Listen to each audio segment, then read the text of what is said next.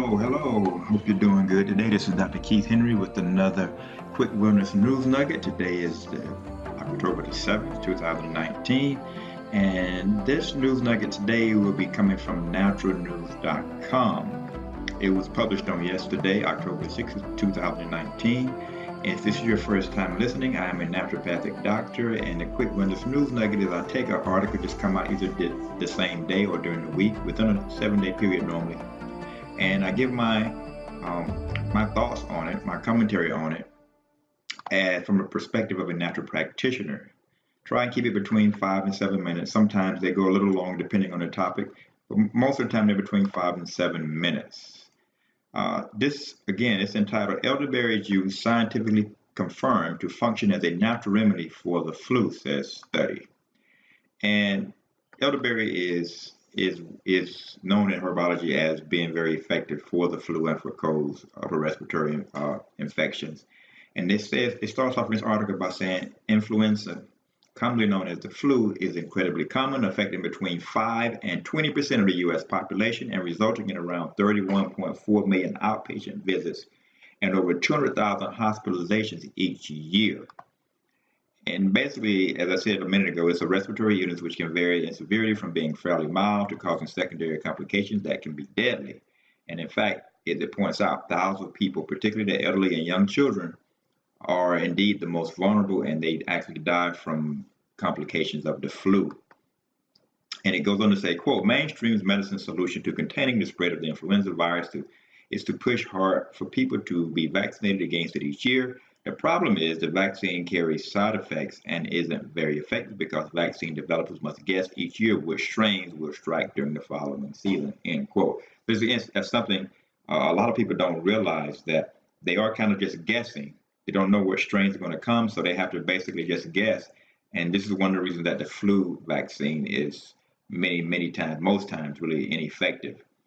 It goes on to say further that fortunately a recent study by researchers from Australia's University of Sydney, published in the Journal of Functional Foods, has confirmed the results of earlier studies showing that elderberries can both prevent flu and fight the virus once it has taken hold. Now, if you read any of the writings of the older herbalists from years gone by, they use these herbs, many herbs, but specifically the herb elderberry. The Indians use it as well, as a very effective remedy against the flu. It goes on to say here that the study at the University of Sydney that was published in the Journal of Functional Foods has confirmed the results of earlier studies showing that elderberries can both prevent flu and fight the virus once it has taken hold.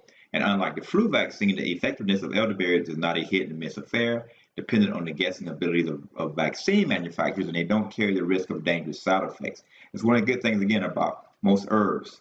The majority of herbs don't carry any significant side effects. Now, there are some that can, but you'd have to take, in most cases, significant amounts of them, with the exception of one or two. You have to take enormous amounts to do any real damage for most herbs. That's most of them. It goes on to say the flu virus is airborne, the article says, and patients are contagious for the first 3 or 4 days after the onset of symptoms. Since the flu virus can fly through the air and spread when an infected person coughs, sneezes, or talks, it is very difficult to contain an outbreak.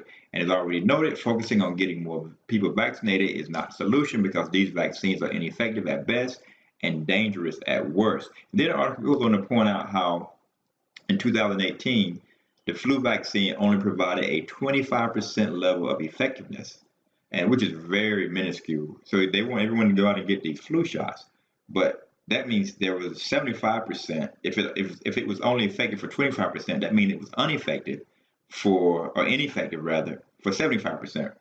It says, and this is last year, 2018. It goes on to say further that with only 17% efficacy among those over the age of 65 and even lower rates of protection among older children and adults younger than 65. And didn't ask the question, but that does not mean that the flu cannot be prevented or that its symptoms cannot be mitigated, even in those who already have been affected. And then they quote from Integrated Practitioner, and the quote says, elderberry fruit can help the body fight influenza, according to a new study. The researchers used commercially farmed elderberries, which were turned into a juice serum and were applied to cells before, during, and after they had been infected with the influenza virus. The phytochemicals from the elderberry juice were shown to be effective at stopping the virus infecting the cells, and researchers found that they were even more effective at inhibiting viral propagation at later stages of the influenza cycle when the cells had already been infected with the virus. While this research team was not the first to discover the flu-fighting abilities of elderberries, they were the first to uncover exactly why this fruit has such immune-boosting properties. The article says further that the scientists confirmed that the powerful phytochemicals in elderberries are responsible for their flu-fighting capabilities. In particular, it says compounds called anthocyanins, the phytonutrients responsible for the vivid purple color of these fruits. It says these compounds can directly prevent the flu virus from entering a person's body, prevent the virus from replicating within the cells, and can boost the immune system so that the body is better able to fight off the disease. Plus, it says elderberries have other amazing health benefits too, including the potential to fight cancer.